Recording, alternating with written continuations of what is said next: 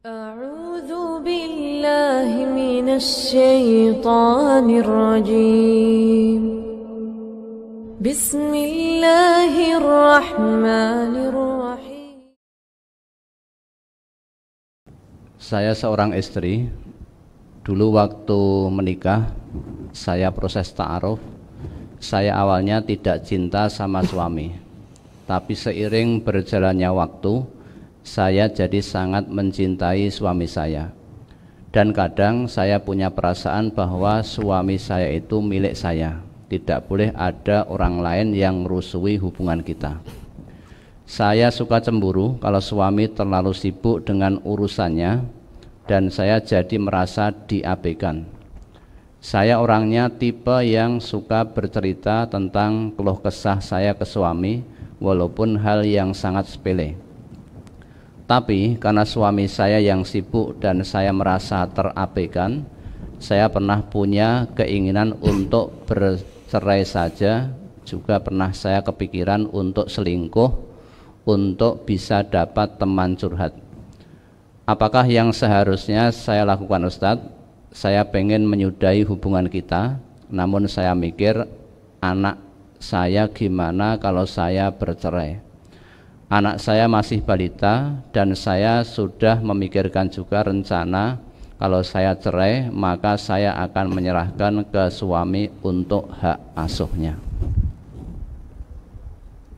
Gimana ini, Ustaz? Pertama sudah sangat bagus. Ta'aruf tidak melalui proses pacaran. Ya, prosesnya bukan proses setan. Kalau pacaran itu proses setan. Kesana kemari, berboncengan, pergi berduaan kesana kemari. Bahkan pergi ke tempat-tempat yang sepi, sunyi, ngamar berduaan. Ini tidak menjalani proses itu. Bagus loh, alhamdulillah. Prosesnya ta'aruf. Pertama tidak kenal, kemudian ta'aruf, kemudian nikah ya, secara halal sesuai dengan syariat Islam. Awalnya tidak cinta, kemudian seiring dengan berjalannya waktu muncul rasa tresno, rasa cinta yang mendalam. Sehingga saking cintanya sampai kebablasan cintanya bahwa suaminya hanya milik dia. Tidak boleh ada hal-hal lain yang menyebabkan mengganggu hubungannya. Padahal suami juga punya aktivitas. Mungkin ya, aktivitas suami ya juga mencari nafkah untuk keluarga. Kadang mencari nafkahnya dari pihak kantor, perusahaan harus lembur.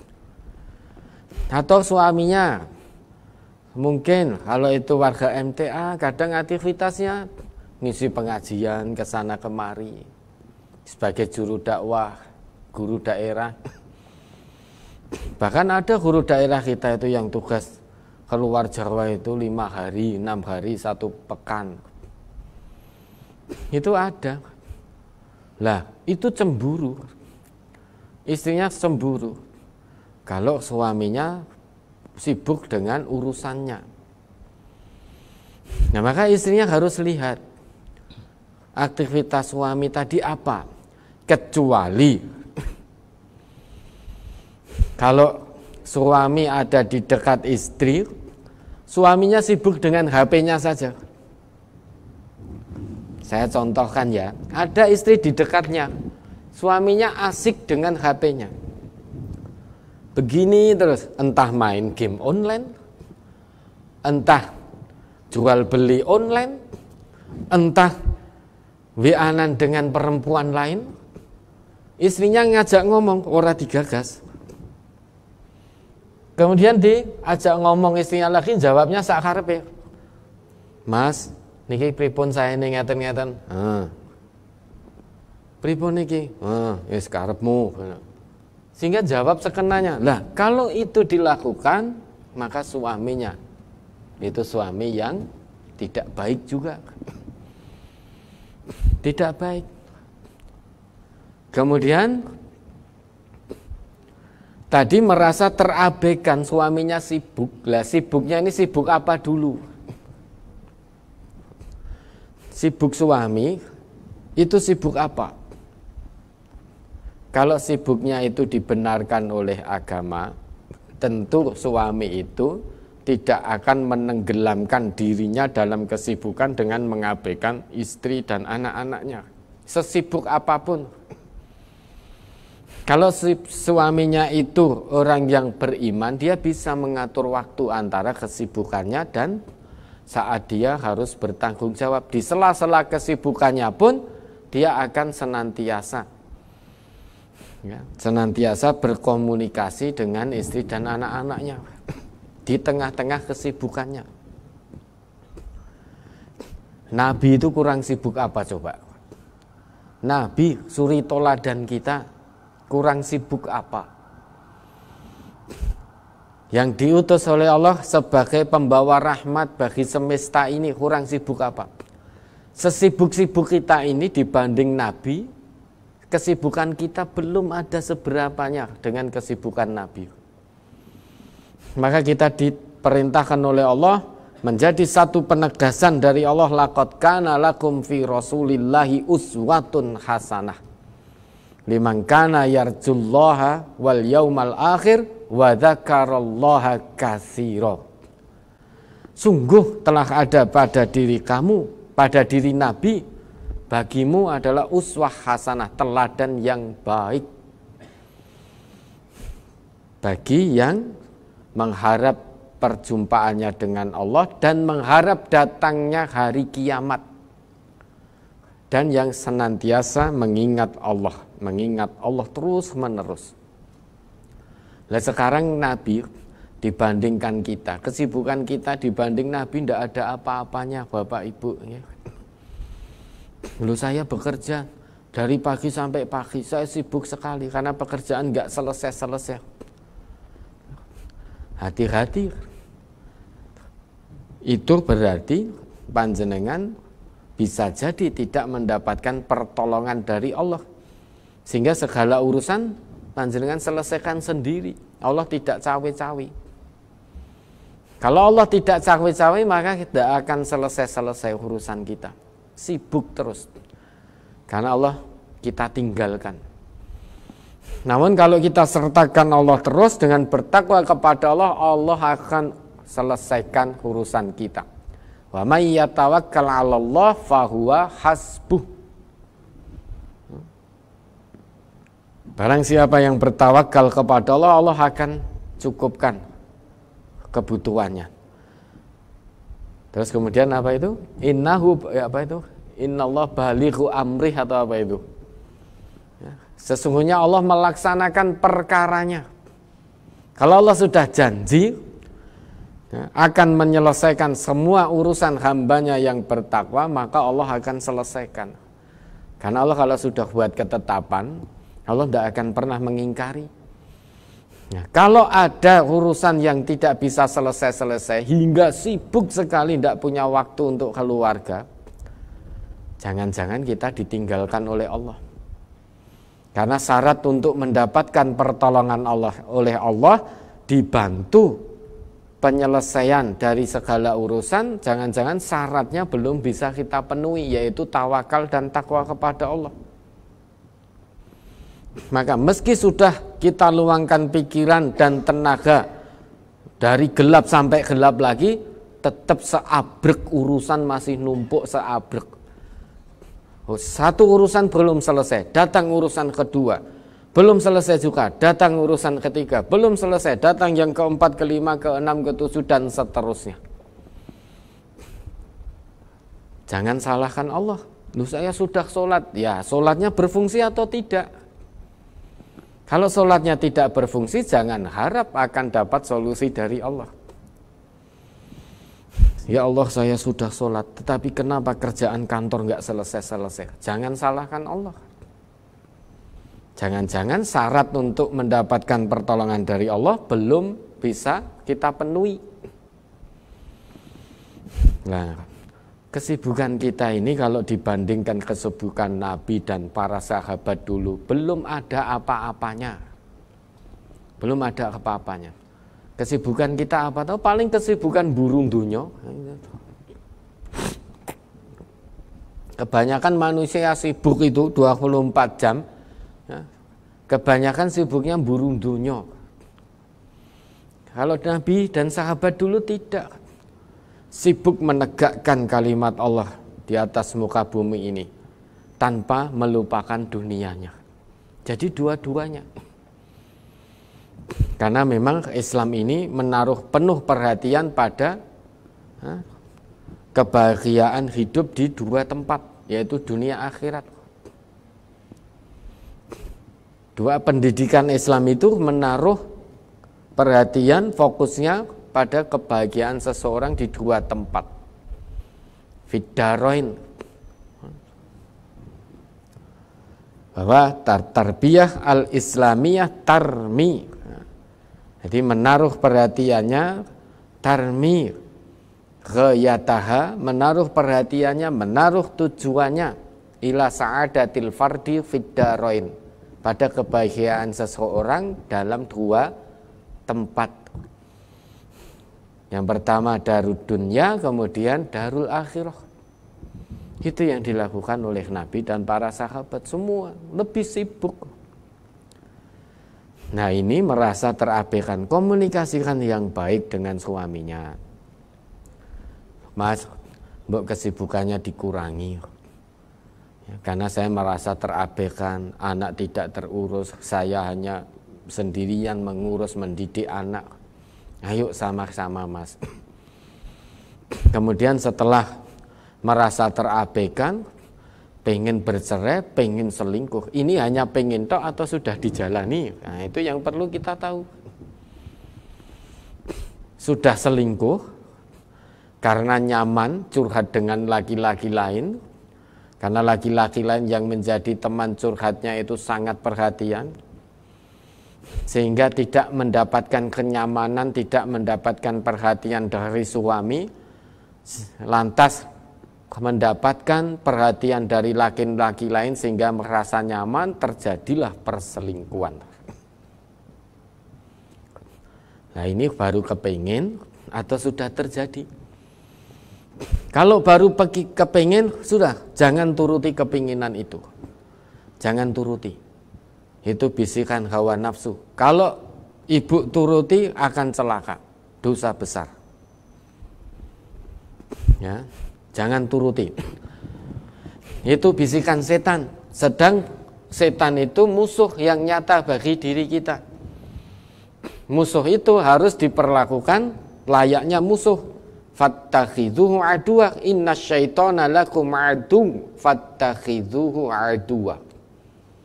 Sesungguhnya setan itu bagimu adalah musuh. Fattakhidhuhu aduwa, maka perlakukan dia sebagai musuh.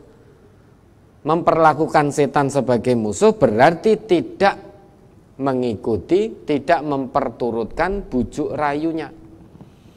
Stop, berhenti. Tidak mengikuti bujuk rayu setan. Yang namanya musuh harus dikalahkan.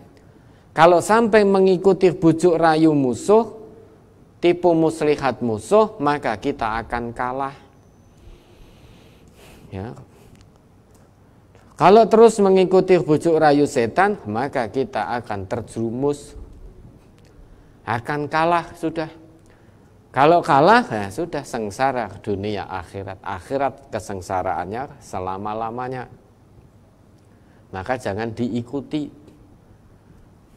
Jadikan dia sebagai musuh. Ayat itu tidak berbunyi fattakhidhuhu khalila. Maka jadikan setan sebagai sahabat setiamu. Bukan. Namun fattakhidhuhu aduwa.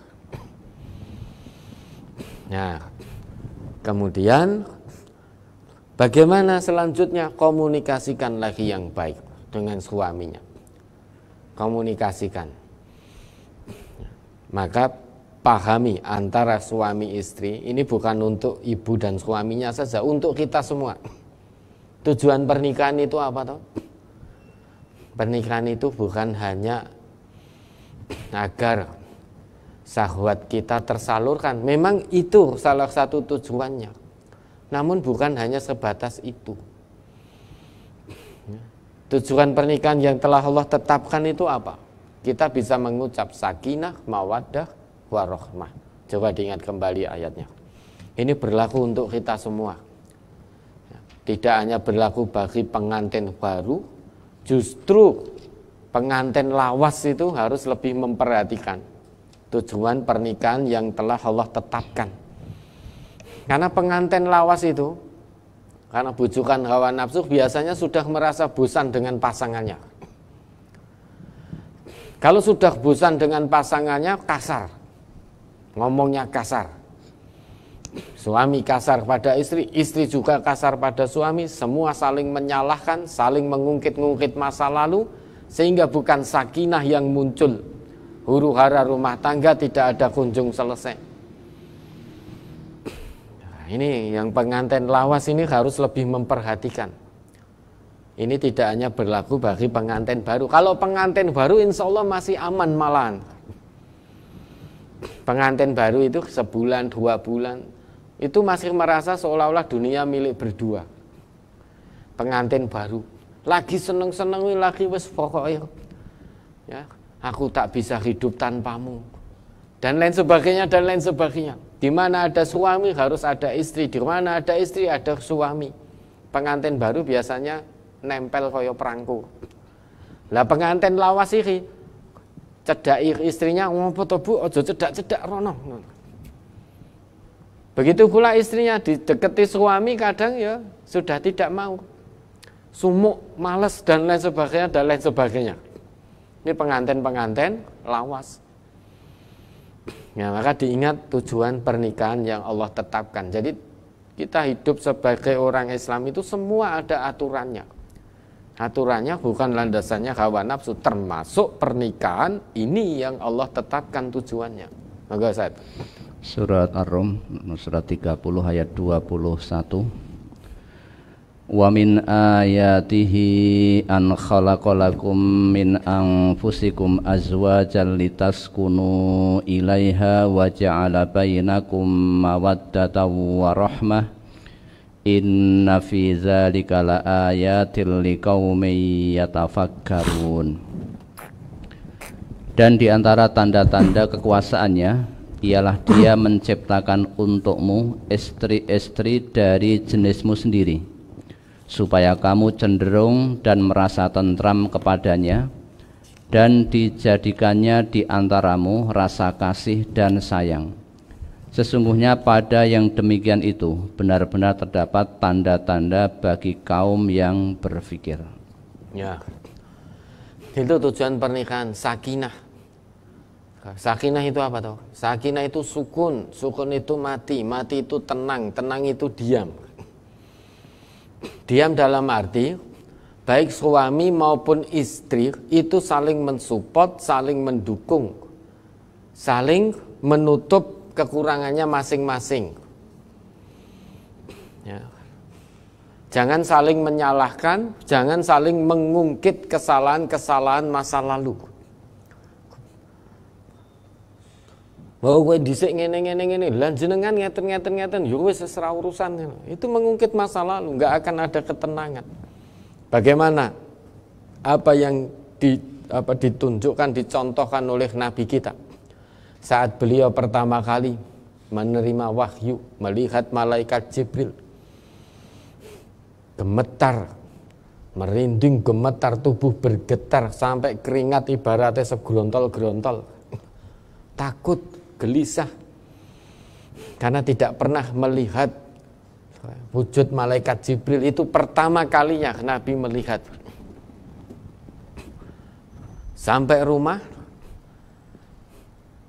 gelisah, kemudian ditenangkan oleh istri beliau Siti Khadijah. Ditenangkan, diselimuti, dipeluk, ditenangkan. Itu contoh, salah satu contoh yang ditunjukkan oleh Nabi kita. Nah, kalau kita ngaku umatnya Nabi Muhammad, ikuti itu. Suami istri saling menenangkan. Suami pulang dari tempat kerjanya, ada masalah, cerita pada istrinya, istrinya menenangkan, malah ojo ngompor-ngompori. Kalah dek, Ki mau untuk tugas lembur meneh, ini ngerjakan ini itu, wah kesel banget aku. Ya istrinya malah lah nggih to. Bosen jenengan iku wis kurang ajar tenan kok. Ngerti urung rampung wis ditambahi meneh apa niku ora tau ngrasake bosen jenengan iki mang kurang ajar. Pun nek ngoten golek nggon liya mawon pindah nyambut damel. Seorang genah ngoten niku padake menungso rentuk leren. Nah, itu berarti istri ngompori. Suaminya semakin menjadi-jadi. Begitu pula istri curhat dengan suaminya. Delala suaminya pulang kerja capek. Istri curhat, "Mas, tadi teman saya itu begini. Ya, punya masalah. Kebetulan masalahnya ini dengan saya berkait misalkan jualan online. Lah kok ini jane saya juga jual yang sama Mas dengan fulanah itu. Padahal dia teman baik saya, tapi saya tahu kok malah beli di tempat lain. Kok tidak beli di tempat saya?" Ketika saya tanyakan malah jawabnya, "Lho wong jutuku kan ya sak-sakku toh." Wah, ini hati saya sakit Mas, bagaimana? Nah, buah suaminya wis rasa kekancan karo sing ngono-ngono kuwi. Lah kancamu kuwi berarti orang nganggep kowe kanca, Dik. Ngerti dodolane padha kok luwih milih tuku ning ngone fulanah ora milih tuku ning kowe. Lah kuwi ora teman setia kuwi. Bukan teman setia. Wis ora sah nyambung meneh, was pokoknya apa yang menjadi laporan istrinya, apapun itu dibenarkan oleh suaminya tanpa tabayun dulu suaminya. Asal itu laporan dari istrinya, muncul rasa bela yang luar biasa dari suaminya. Misalkan istri punya masalah dengan tetangga, sakjane kalau ditabayunkan, sing salah itu jane istrinya. Namun karena ini istri yang laporan, wah piye-piye oh ya bojoku. Ya, kuwi kan mung tanggoku. Lah engko nek ra tak bela, sekalipun saya tahu istri saya salah, kalau tidak saya bela, engko nek aku butuh tak celuk ra gelem, sakit hati. Nah, akhirnya membabi buta membela istri. Padahal belum tentu apa yang dilaporkan istri itu benar. Bisa jadi justru yang benar tetangganya. Namun karena itu istrinya, sehingga suaminya membela membabi buta. Membabi buta. Oh ya sing bener kowe Dik, kayak sing salah ngene bla bla bla bla bla dan seterusnya. Padahal istrinya yang salah. Nah, kalau sudah begitu tidak akan muncul ketenangan.